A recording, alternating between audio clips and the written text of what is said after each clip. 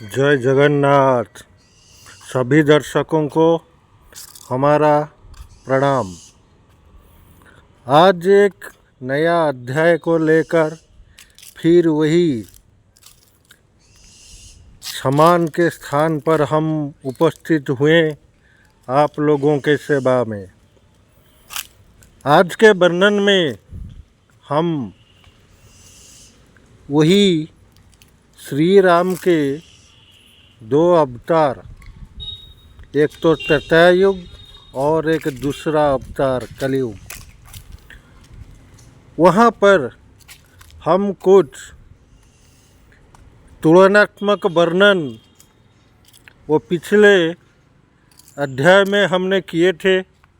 आज उस अध्याय को आगे बढ़ाएंगे।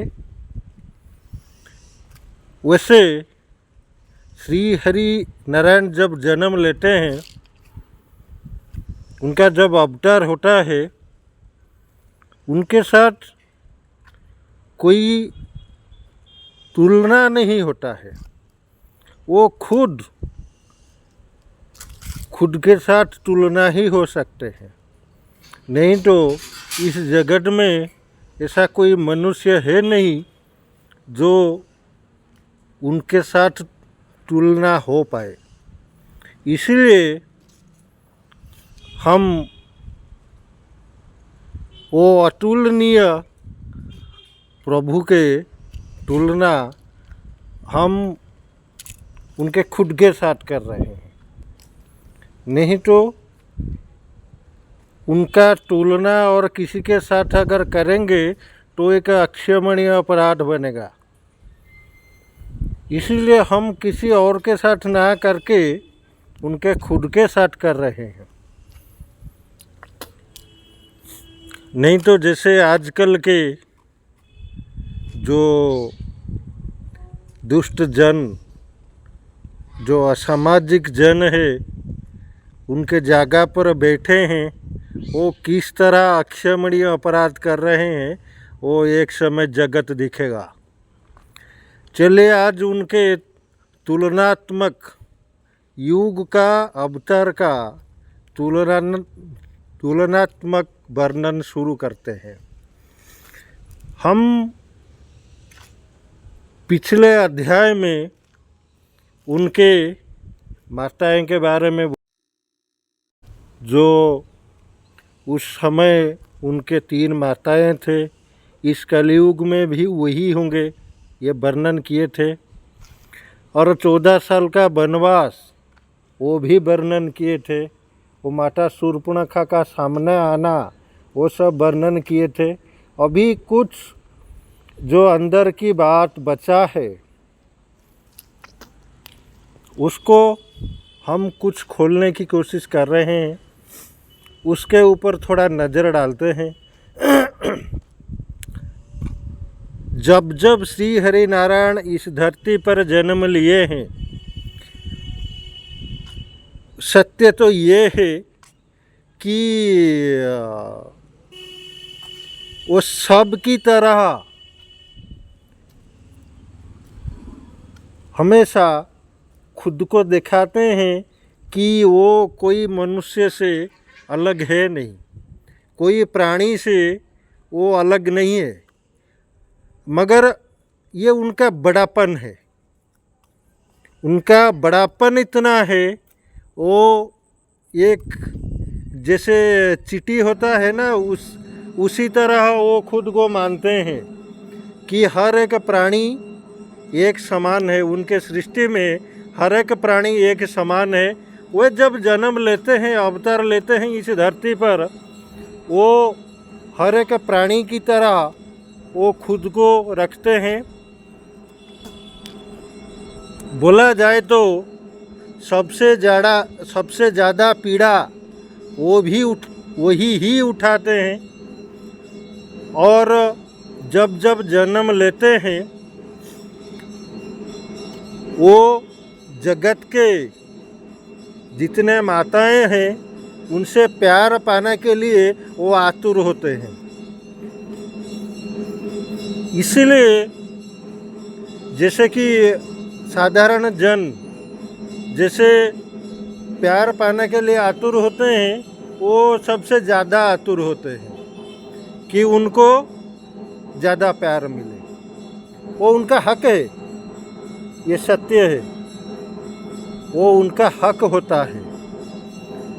वैसे तो देखा जाए अभी तक के जितने अवतार लिए हैं इस कलयुग को छोड़कर, हर एक युग में उनको उनका परिवार के परिजन, उनके मित्र, उनके बंधु सब उनको निस्वार्थ प्रेम किए थे। मगर इस कलिकाल में सबसे अलग है उनका जीवन। इसलिए बोल रहे हैं, इस कलिकाल में जब वो जन्म लिए होंगे उनको उस तरह का प्यार किसी से भी नहीं मिला होगा, किसी से भी नहीं। वो जो प्यार के लिए हकदार है उसी तरह का प्यार कोई नहीं किया होगा। फिर भी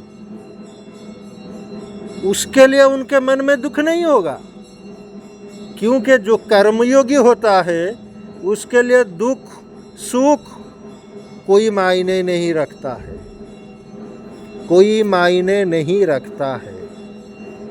एक सत्य है, जितना त्रेता युग में उनको प्यार मिला था, पूरा अयोध्यावासी उनके लिए निस्वार्थ प्रेम रखा करते थे। उनका सभी सखा जन परिजन सब हर कोई उनको इतना प्यार करते थे, वो वर्णन हम कर ही नहीं पाएंगे। और जब वो वन गमन किए, पूरा अयोध्यावासी उनके साथ वन को जाने के लिए तैयार थे। हर एक अयोध्यावासी उनके साथ जाने के लिए वो तैयार हो रहे थे। उसी तरह प्यार था उनके लिए। मगर इस कलिकाल में वो सत्य तो ये है कि प्यार और सुख क्या है वो जन्म से ही उनको पता ही नहीं होगा। यही है। ये तुलनात्मक वर्णन बीच बीच में हमको हंसा देती है, क्योंकि जो दिखता है वो वर्णन करते करते थोड़ा हंसी भी आती है। वो समय था त्रेता युग, जब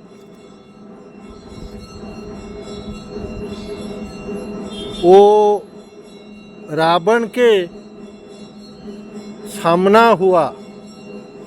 तब आप लोग क्या सोचते हो कि रावण के पास चाहे जितना अहंकार हो, रावण के पास चाहे जितना अभिमान हो, मगर वो जब राम को सामने दिखता था तो वो ऐसे नहीं कि वो घृणा करता था, नहीं। वो राम को वनवासी बोला था, मगर उसको पता था कि राम एक तपस्वी है, एक योगी है, उसको पता था। वो ऐसा बोलता था कि तुच्छ वनवासी मेरा क्या करेगा, ऐसा एक तुच्छ वनवासी मेरा क्या करेगा। मगर वो कभी राम को अपमान नहीं दिया करता था, क्योंकि उसको पता था ये एक योगी है। मगर इस कलिकाल में जन्मे राम। जो लोग उनको नहीं जानते हैं वो अलग बात है, मगर उनका स्वरूप को जानने वाले भी उनको अपमान हमेशा कर रहे होंगे, हमेशा दे रहे होंगे उनको अपमान, जो कि रावण ने कभी नहीं किया था। इस कलयुग के मनुष्य में उतना बुरापन है। यही होता है युग से युग। और जो प्यार के हम बात कर रहे थे, वो प्यार क्या होता है वो जब देखते होंगे जगत को तो वो खुद पर हंस रहे होंगे कि प्यार ऐसे होता है, मगर हमको तो कभी मिला ही नहीं ऐसे होते हैं वो। फिर भी उनके मन में कभी दुख नहीं है। उनको पता है जब उनका कार्य के समय शुरू होगा तब वो प्यार हो सकता है उनको मिले, मगर वो समय इतना बीत चुका होगा उसका कोई असर शायद उन पर ना पड़े। इसलिए बोलते हैं कि कलयुग में जो आगे उनके लिए है कार्य, हो सकता है इसलिए भी बड़ा भयंकर हो, इतना बड़ा भयंकर हो कोई सोच नहीं सकता। और जो द्वापर में उनके माता पिता थे, पालित माता पिता, वो नंद बाबा और माता यशोदा, अगर यहाँ बोला जाए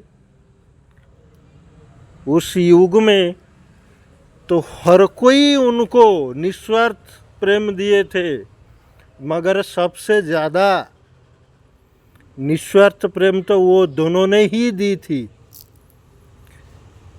जब उनको याद आया होगा तब वो निस्वार्थ प्रेम पाने के लिए छटपटाए होंगे।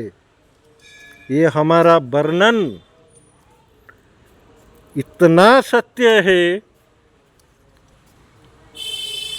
आगे देख लेना। इसके आगे हम बोल नहीं पाएंगे, अभी खुद देख लेना। जिस दिन वो खुद प्रकट होंगे जगत के सामने, जगत के हर एक मनुष्य उस दिन जानेगा इस कलयुग में इतना कष्ट पाने के बावजूद भी वो सौम्य और सरल बन के रहे होंगे। कैसे जगत चकित हो जाएगा, एक मनुष्य के साथ इतना बुरा बर्ताव होने के बावजूद भी वो कैसे शांत सरल है, वो कैसे सौम्य बना के रहा है। ये सबसे बड़ी बात है। हम हमेशा इसीलिए बोलते हैं वो योगेश्वर हैं, उनके ऊपर इस बातों का कोई प्रभाव नहीं पड़ा होगा। वही है उनका महान गुण, जिसको गाते गाते थक जाएगा जगत, मगर वो खत्म होगा ही नहीं। उसी तरह का है वो। एक बात को अभी तक हमने नहीं बोले हैं, जो अभी बोलने जा रहे हैं, कि जब श्री राम तृतीया में वनवास के लिए प्रस्तुत हो रहे थे तो सभी अयोध्यावासी उनके साथ वन गमन करने के लिए वो जिद किए थे। उस समय प्रभु श्री रामचंद्र ने उनको ये बोले थे कि अभी आप लोग हमारे साथ बन नहीं जा सकते, क्योंकि वहाँ जाना हमारा अकेला का काम है। हमको कर्म के लिए वनगमन करना पड़ा और हम वहाँ जाकर अपना कर्म करेंगे। आप लोग अभी हमारे साथ जा नहीं सकते। उनके जिद के सामने वहाँ प्रभु श्री राम ने उनको वचन दे दिए थे कि अगले कलयुग में जब हम अवतार लेंगे तब आप लोगों की ये इच्छा को हम वहाँ स्थान देंगे, हम उस समय स्थान देंगे। तो उनके दिए गए वचन वो आगे जगत को पता लगेगा। जो जो उस समय अयोध्यावासी बने थे वो अभी इस कलयुग में, इस कलयुग के समय में जब वो वनवास काट रहे होंगे, उनके साथ वो भी वही स्थान पर रहे होंगे। यही है भाव को स्वीकार करने वाले श्री राम। हम हमेशा बोले हैं ना कि भाव को, सभी के भाव को तथास्तु बोलते हैं श्री हरि नारायण। और राम के अवतार में जिन जिन को तथास्तु बोले थे वही वही मनुष्य भविष्य में जानेंगे कि वो उस पर हैं, उनके साथ वही जन वहीं पर होंगे। उनको जिस दिन वो प्रकट हो आएगा। बोल रहे हैं ये सब बातों को आप लोग मन में रखें। हम अभी भी बोल रहे हैं, हम अभी आपको ये नहीं बोल रहे हैं कि हमारा इस बात को आप आँख मूंद कर विश्वास करो, मगर हम ये बोलते हैं हमारा इस बात को सिर्फ आप याद में रखो।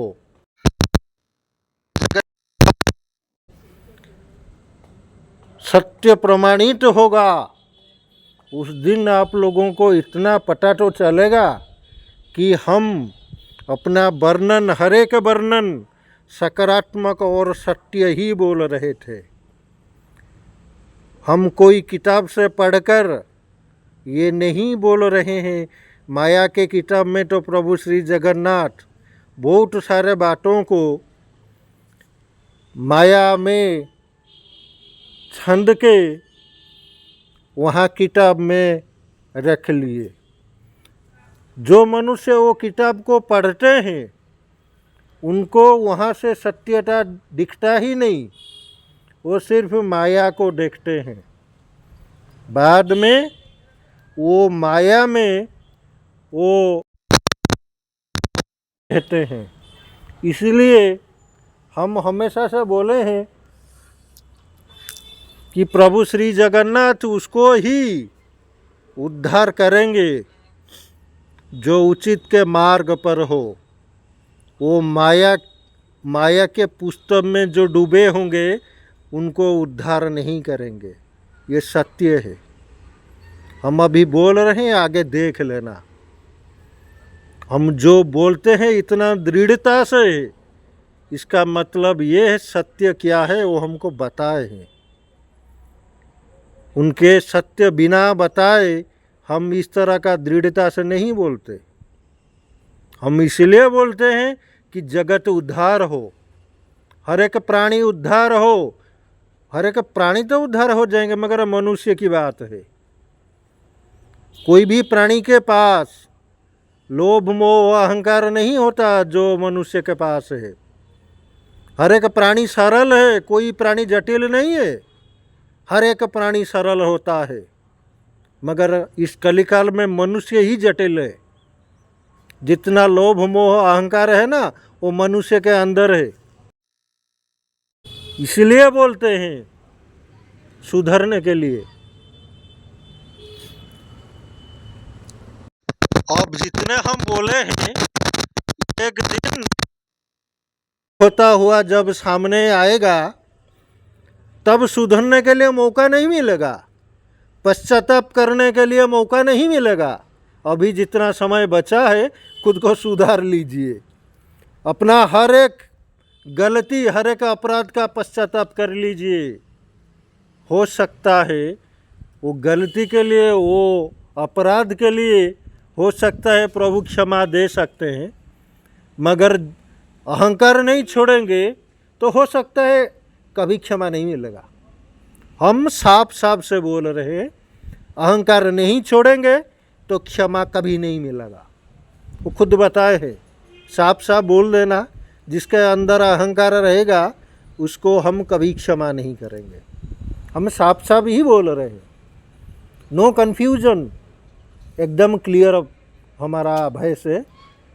जो अहंकार नहीं छोड़ेंगे उनको कभी क्षमा नहीं मिलेगा।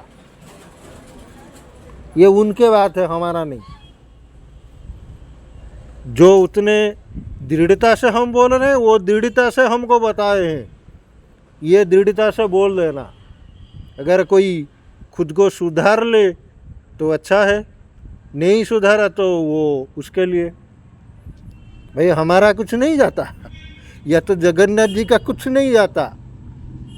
जो कुछ भी होगा आपका ही होगा।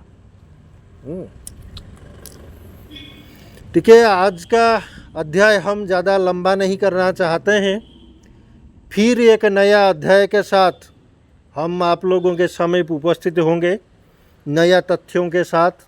वही तुलनात्मक वर्णन तब तक करते जाएंगे जब तक हर एक बात साफ ना हो। तो ये के अध्याय में तो हम ज़्यादा वर्णन नहीं कर सकते, तो दो दो तीन तीन लाइन को देखकर उसको एकदम व्याख्या करके वर्णन कर रहे हैं। और अगले अध्याय में फिर नया तथ्य के साथ आप लोगों के सामने उपस्थित होंगे। तब तक के लिए हमेशा से हम प्रभु के सामने प्रार्थना और निवेदन करते हैं, जगत का कल्याण हो, जगत का मंगल हो, जगत उद्धार हो। सब लोगों को हमारा प्रणाम। जय जगन्नाथ।